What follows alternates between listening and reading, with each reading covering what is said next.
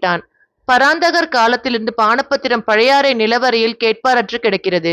பராந்தகருக்கு பிறகு கண்டராதித்தர், அரிஞ்சயர், எனது தந்தை சுந்தர சோழர் என்று சோழ மன்னர்கள் மாறிவிட்டார்கள். இருப்பினும் பானபத்திரத்தை யாரும் செயல்படுத்தவில்லை என்கிற போது நான் துணிந்து சுரங்கங்களை கைப்பற்றி ஸ்வர்ணத்தை வெட்டி எடுக்கிறேன்.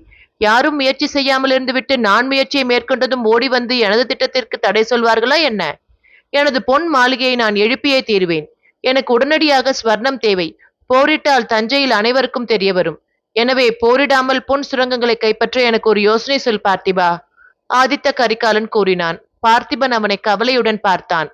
ஆதித்த கரிகாலன் தீர்மானித்து விட்டான் என்றால் அதன் பிறகு அவன் மனதை மாற்ற முடியாது என்பது தெரியாதா என்ன? சற்றே ஓய்விடு ஆதித்தா. உறங்கி எழுந்தால் சிந்தனை தெளிவாகும். ஏதேனும் யோசனை தோன்றும். பார்த்திபன் ஆயாசத்துடன் கூறியபடி கண்களை மூட அவன் கூறுவதும் நியாயமே என்பது போன்று ஆதித்த கரிகாலனும்